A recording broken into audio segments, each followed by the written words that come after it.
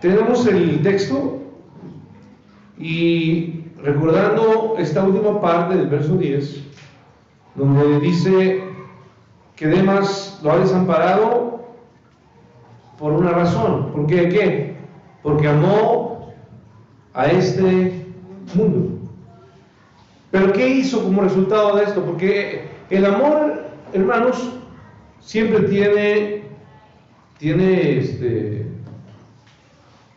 pues, no tiene sus pistas. ¿Se nota cuando una persona está enamorada o no, hermanos? Me acuerdo, bueno, la forma en que la ve, cuántas veces le llama por teléfono, ¿no? Cómo se escribe, te mandan mensajes, ¿no? Pues son cosas que como que no las hace uno con todos, ¿no? Bueno, dice aquí que Demas amó a este mundo, y luego ¿a dónde se fue? Bueno, la palabra que ocupa aquí, en el griego, que se ocupa aquí, es en cataleipo, huyendo, dice que huyó. Ahora, no quisiera ser demasiado duro con Demas, porque Demas tuvo sus momentos, donde sale en la foto del equipo, ¿sale? Creo que era muy usual estas fotografías en el Antiguo Testamento, en el Nuevo Testamento. Me va a decir, pastor, pero no había fotografías. No había, pero hay reseñas y dicen las personas, o se nombran las personas que acompañaron. ¿Y qué cree? Demas aparece como colaborador. Él estuvo, él apoyó, inclusive Pablo lo llama colaborador, lo habíamos señalado respecto a Demas. Se había dado ahí en Colosenses capítulo 4, donde habla acerca de colaboradores cercanos, y Demas aparece con Lucas, con Epafras, y ahí está este hombre. Pero hermanos, la realidad es que Demas les acompañó cuando todo fue amable, cuando todo salió bien. Pero llega el momento, hermanos, en donde el sol es abrasador, ¿no? Donde la prueba nos lleva a momentos difíciles, donde las cosas se ponen complicadas. Y entonces, ¿qué pasa con los que se decían amigos o colaboradores? Se van. Cuando todas las cosas están bien y cómodas, bueno, pues ahí están todos, pero luego se pierden. Entonces llegó para Demas seguramente la aflicción, la persecución, y entonces el amor de Demas se secó,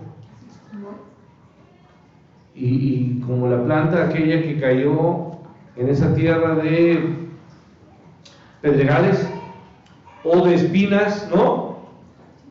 Que cayó y pronto salió, pero luego se ahogó, se asfixió por las cosas, no echaron raíz.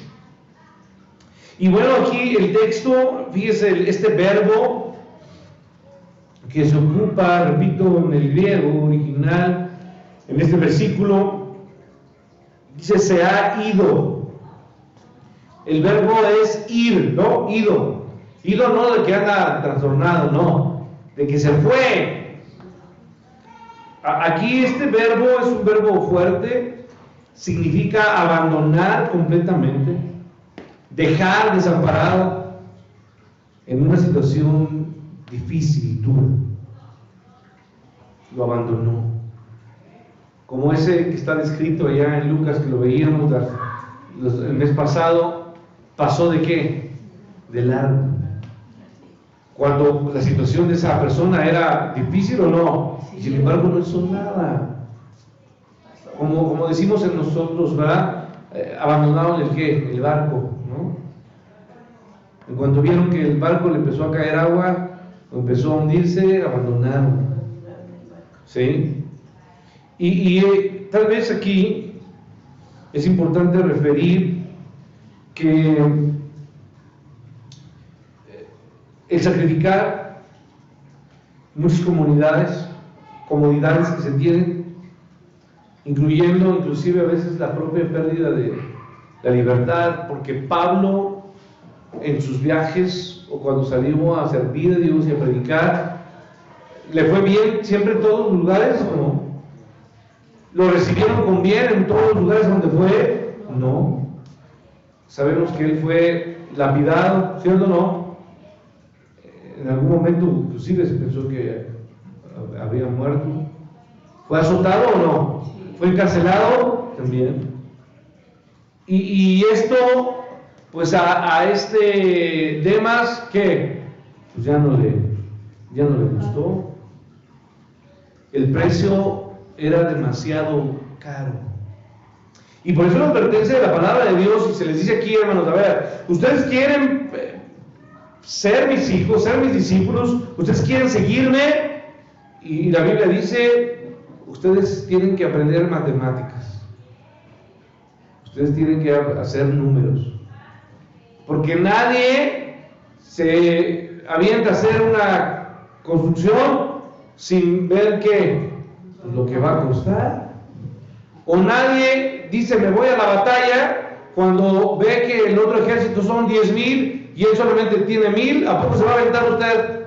Pues no, dice usted tiene que saber el precio.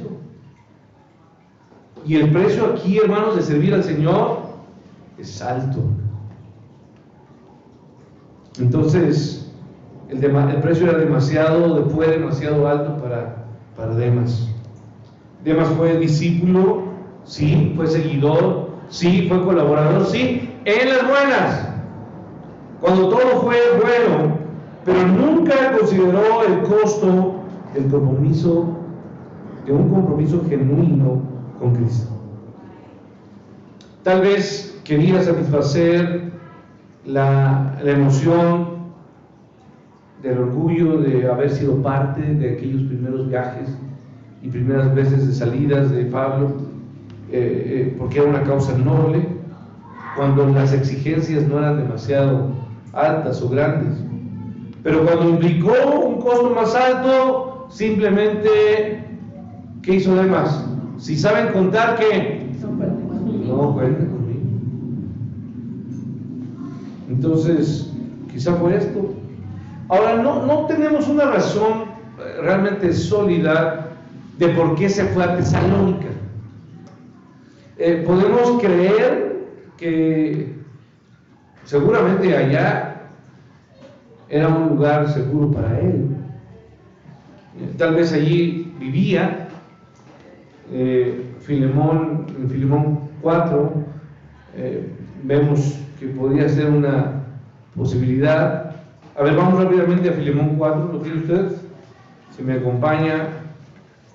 Después de Tito, ¿qué sigue? Filemón.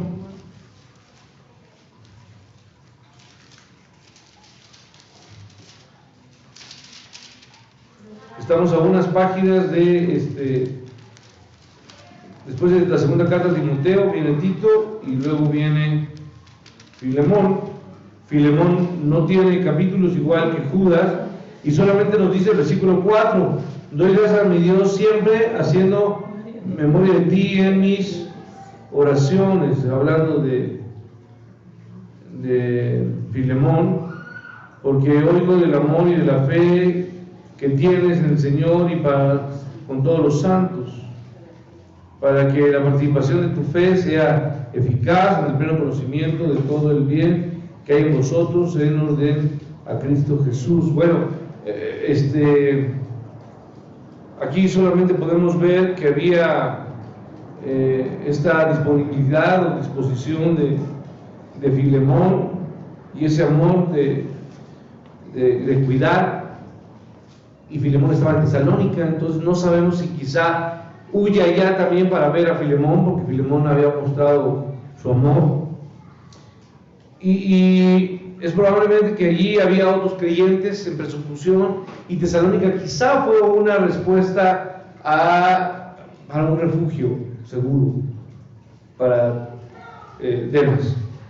Pudo haber renunciado a Cristo del todo y vuelto al mundo, como quizá muchos han pasado por esto.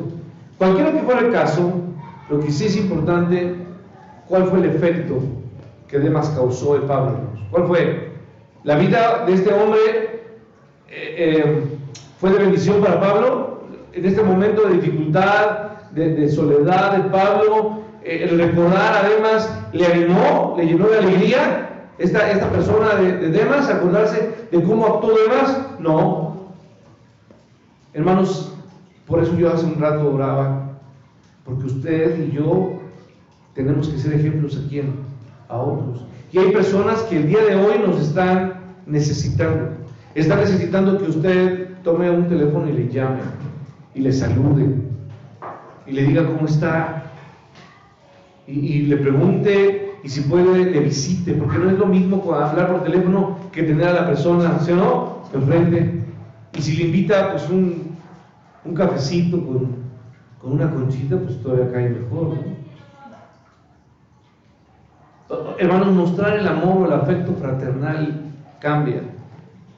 Pero Pablo en estos momentos de dificultad se acordó de Demas y lo que hizo fue entristecerse, ¿sí o no? Sí. Le desilusionó, le dio tristeza, porque dice de manera dolorosa, amando el mundo, me dejó solo Demas. Ahora vamos a pasar rápidamente a otro personaje. ¿Quién es? Crescente. ¿Sí lo tiene? Crescente, dice el versículo 10, Crescente fue ¿a dónde? A Galacia. Bueno, Crescente, ¿quién es Crescente? Crescente, hermanos, es un personaje desconocido. Hay muy poco que podamos saber de él. Dijimos de Demas, que fue un desertor. Ya vimos al desertor de Demas, y ahora vemos a Crescente como un desconocido, pero un desconocido fiel. Excepto de lo poco que podemos ver en este pequeño pasaje, no sabemos nada de Crescente. Ya que Pablo lo envió a Galacia y no huyó como Demas lo hizo, sino que por el contrario, ¿qué demostró Crescente?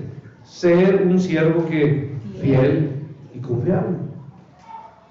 En aquella región usted debe de recordar que había muchas iglesias que se habían levantado de forma vigorosa, ardiente, con un corazón sirviendo a Dios, y en su mayoría de esas iglesias, ¿quién las había fundado? Pablo, ¿no? Entonces, Pablo sirvió en Galacia. De sus viajes misioneros de Pablo, ¿cuántas veces fue, hermanos, a Galacia?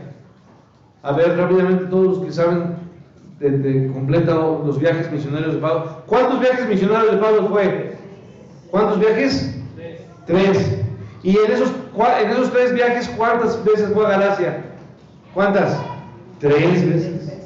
Entonces, ¿usted cree que los gálatas tenían aprecio por Pablo o no? Pues sí.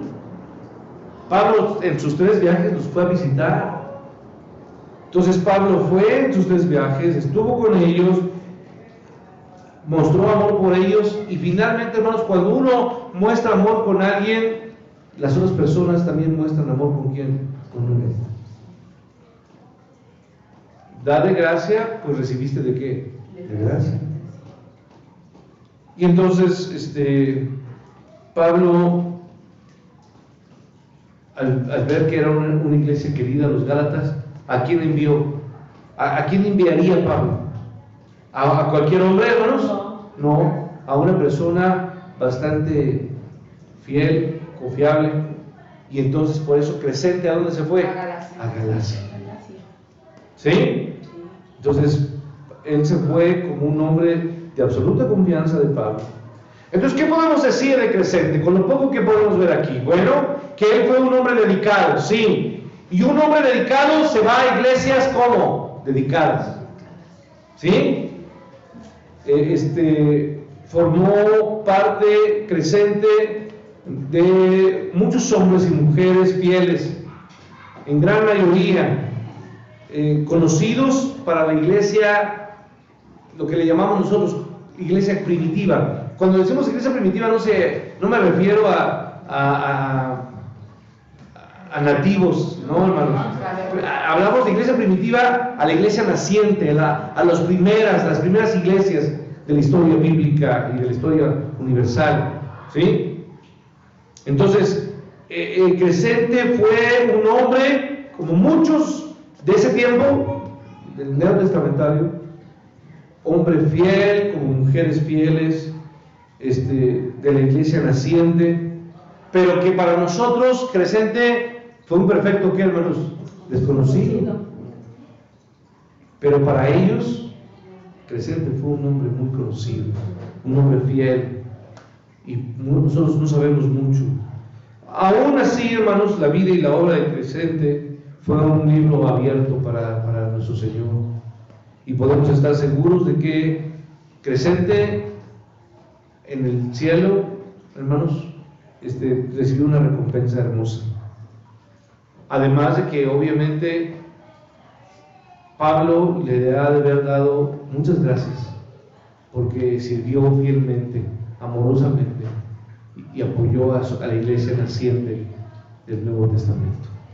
Gracias a Dios por esos hombres que han sido fieles en su momento en donde Dios nos ha puesto, que han servido fielmente, amando a Dios. Dios bendiga a esas almas que están sirviendo a Dios. Ahora voy a pasar con otro pequeño. Bueno, digo pequeño, pero no tan pequeño. Es que ustedes quizás no lo entienden, pero sí, pero no, es que aquí hay algo particular, muy, muy familiar. A mi papá nosotros le llamábamos Tito, ¿sí? Pero bueno, no tiene nada que ver con este Tito, ¿eh?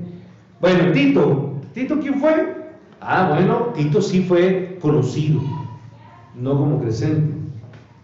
Lo que sí era similar a Crescente es que ambos fueron siervos que fieles a Dios. Uno desconocido para nosotros, conocido para esos momentos, Crescente, pero Tito fue y es conocido por quién, por muchos hoy, porque tan solamente hay una carta en el Nuevo Testamento que lleva ¿qué? Su nombre, de Tito. No la escribió Tito, la escribió Pablo a Tito, ¿no? Bueno, pero bueno, Pablo también sabía que Tito fue un hombre fiel y le escribió esta carta que ya conocemos. La escribió varios años después de haber escrito la primera carta a Timoteo y un año antes de segunda carta a Timoteo. Y además de esta parte, en la segunda carta de Pablo y de la carta que lleva su nombre, el apóstol menciona el nombre de este Tito durante 9 ocasiones en 2 Corintios y 2 veces más en la carta a los Gálatas. Al parecer Pablo había predicado en Creta durante una breve estancia en su camino a Roma. Acuérdense que el barco antes de llegar a Roma, ¿dónde hacía parada? En Creta. Creta es la isla grande que está abajo de ¿dónde? De Italia, ¿sí? Y en su estancia Pablo, allí en Creta, él está predicando allí y está bajo custodia. Acuérdense que fue todo haga de cuenta que fue extradición.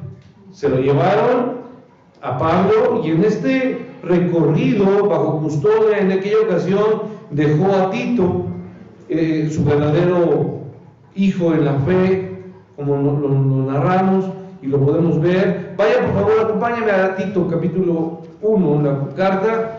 Nos regresamos, apenas unas hojas, capítulo 1, y estoy yo en el versículo 15.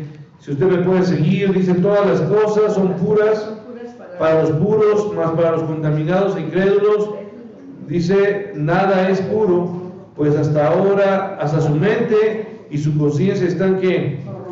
Corrompidas.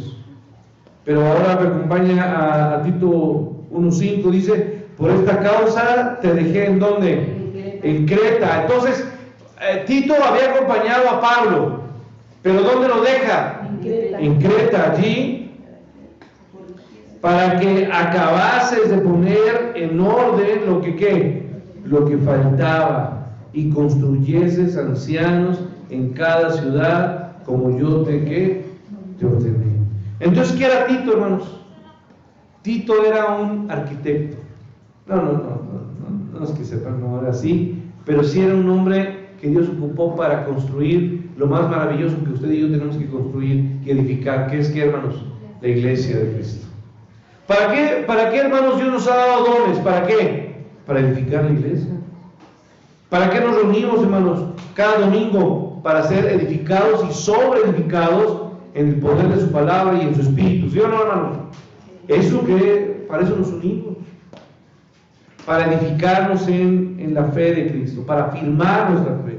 Y entonces dice aquí la palabra que lo dejó en Creta para que corrigiese lo deficiente y estableciese ancianos. Pero ¿cómo iba a establecer ancianos? Pues tenía que pasar un periodo de tiempo para enseñarles, para dedicar tiempo, discipular a estos. ¿Quiénes son los ancianos? ¿Los viejos, hermanos? No, los pastores que iban a estar o que estaban allí en Creta sirviendo. ¿Sí? Él estaba con la tarea de predicar, de enseñar, de corregir de la misma manera como Pablo lo había hecho, lo había mandado. Entonces Tito era un capacitador, ¿sí o no? Un hombre que edificaba y capacitaba, un hombre en quien Pablo confiaba plenamente para enseñar y para pastorear iglesias que estaban pasando por ¿qué, hermanos? Por momentos difíciles, por dificultades, por dudas, por crisis. Y allí estaba él, allí, para que de repente, como cuando algo se está cayendo, hermanos, vaya rápido y apuntale, ¿sí o no? Apuntale y luego haga cimientos y establezca. Como cuando tembló, hermanos, en varios inmuebles. Hubo varios inmuebles que no se tiraron, sino que fueron, ¿qué, hermanos? Reparados. Bueno, apenas los edificios que están ahí sobre Tlalpan, aquí, a unas cuadras, esos grandotes que construyeron, llevan años reparándolos porque le están metiendo, y ahí veo que meten traves, ¿no? Por los lados. Bueno, pues así necesitan. Cuando se rompe un hueso, pues hoy la tecnología, ¿qué le ponen? Clavos, ¿no? Le ponen ahí, o prótesis. Bueno, pues así andamos muchos de nosotros, como que necesitamos prótesis espirituales, como que nos estamos cayendo, andamos así como cojeando, ¿no? Bueno, Dios nos tiene que fortalecer, y hay hermanos que nos ayudan, ¿sí o no? Nos edifican, nos fortalecen, necesitamos su ayuda. Y así era Tito, un hombre que capacitó, que ayudó, que fortaleció, que edificó a la iglesia. Y probablemente Pablo fue a Macedonia en algún momento después de su arresto domiciliario en 2 años allá en Roma, y de allí fue a Dalmacia, conocida como Lírico. En Romanos 15 nos habla de esto, que estaba al norte de Macedonia y del lado oriental del mar Adriático. Luego viajó a Nicópolis, hacia el sur del pueblo de la provincia de Acaya, cerca de la frontera de Macedonia. Es que, a ver, hermanos, quiero situarlos aquí. Aquí está, esto podríamos verlo como el mar Mediterráneo, ¿sí? Pero de este lado, aquí podemos ver lo que era Grecia, y de este lado está Macedonia, o la parte arribita de Grecia, ¿sí? Bueno, allí este grupo de iglesias que se fundaron por Pablo en Macedonia había crecido de manera fuerte, y Pablo allí había dejado, y fue donde le pidió a Tito que se encontrase con él. Mire, vaya rápidamente, vamos a terminar con Tito 3, por favor. Den la vuelta a esta carta de Pablo a Tito. ¿Cuántos capítulos son de Tito? 3. Y estamos ahí, si usted me acompaña, dice el versículo 12: cuando envíe a ti, ¿a quién? Bueno, cuando dice cuando envíe a quién, a ti, Tito, ¿sí? Porque ¿quién está escribiendo Pablo? A Tito. O sea, Tito, cuando te envíe a ti, a Artemas o a Tíquico, apresúrate a venir ¿a dónde? A mí en Nicópolis, porque he determinado pasar, ¿dónde? El invierno, ¿dónde? Allí. Entonces, a ver, había una reunión navideña, ¿sí? Y quería cenar junto con Tito, ¿sí o no? Sí. Y hermanos, ¿a quién invita uno a las reuniones, hermanos? Pues a los cuates, ¿me explico? Sí. A usted invita a sus amigos de la primaria y se reúnen y platican. ¿Te acuerdas cuando estabas toda feíta? No, tú sigues feíta, ¿no? Y vamos a vernos, ¿no? Y a los amigos. Y vamos a verlos generalmente en la época navideña, es donde se reúnen muchas personas, ¿no? Bueno, pues entonces estaba invitando a Tito a verse allí. ¿Para qué? Para estar juntos, para fortalecer la iglesia. Pero ellos no se juntaban, pues vamos a echar unos tragos, no, hermanos. Ellos se juntaban para trabajar, ¿qué? Juntos, sirviendo a Dios. Qué hermoso es servir con otros hermanos, hombro con hombro, rodilla con rodilla, orando a Dios. Estos hombres amaban el servicio a Dios y se juntaron para fortalecer la iglesia y para hacer de bendición y edificar y establecer liderazgo en las iglesias de aquel momento. Hermanos, Dios quiere que nuestras vidas sean usadas. Y usted y yo tenemos que formar vidas que puedan ser usadas por Dios. Algunos hermanos, Dios nos ocupará para ciertas labores. Pero cuán importante es, hermanos, que nuestro servicio a Dios deje huella en los corazones. Yo lo vuelvo a insistir. Hoy estamos aquí, ya han pasado muchos años de mi estancia aquí con mi familia, y han pasado hermanos que hoy están y que hoy no están. Y de todos tenemos algún recuerdo. Algunos dejaron gratas alegrías, ¿no? Gratos testimonios, vidas que han sido testimonio hermoso, recuerdos de hermanas, hermanos en la fe que obraron y que fueron de gran bendición sus vidas de servicio a Dios. Usted está en esta iglesia, hermanos, no solamente por un asunto de casualidad. Dios le ha puesto aquí con un propósito: edificar la iglesia, su iglesia. Hermanos, entonces, yo quisiera que no haya en nosotros corazones fríos, corazones que solamente están aquí por un momento y cuando las cosas se ponen mal, ¿qué hacen? Se van. Y que traen nostalgia y dolor y tristeza en los corazones y desánimo. Porque, hermanos, en la iglesia hay hermanos que nos animan a trabajar, pero hay otros hermanos que nos desaniman. Y entonces uno de repente escucha a un hermano y nos invita y vamos a hacer esto y vamos a hacer esto y nos animamos, pero de repente vemos al hermano o a la hermana y dicen: no, pues, así me desaniman, me quitan las ganas.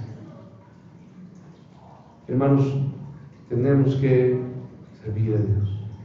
Algunos seremos crecientes, desconocidos para generaciones futuras, pero no importa, porque en el momento a la iglesia que servíamos, hermanos, ellos vieron su testimonio y ellos saben que fuimos fieles siervos de Dios. Algunos otros, hermanos, sus nombres serán colocados y reconocidos en muchos lados. Titos, ¿no? Conocidos. Pero, hermanos, delante de Dios todos somos libros abiertos. ¿Y quién nos conoce, hermanos? Dios. Y sabe lo que hacemos y por qué estamos aquí. Aquí estamos, hermanos, los grandes hombres, los más capaces y los más útiles y los que mejor hablan, y los que más saben y los que tienen todo, hermanos, para servir a Dios. No, hermanos. Aquí estamos sencillamente los que reconocemos que fuimos tomados en gracia por Él, pero que tenemos un corazón y lo único que le decimos: Señor, tú sabes lo inútil que soy, lo pobre que soy, lo insignificante que soy, pero quiero que me uses. Ya sea para hablarle a un niño de 3 años, o ya sea para hablarle a adolescentes o a jóvenes que tienen problemas en casa, que se pelean con sus padres, o a jóvenes, pero Señor, yo quiero que tú me uses y que mi vida pueda ser de un testimonio agradable y de edificación para la iglesia. Dios nos usa a todos, hermanos. Habrá generaciones que puedan dar testimonio de lo que usted hizo o de lo que usted dejó de hacer. Dios le bendiga.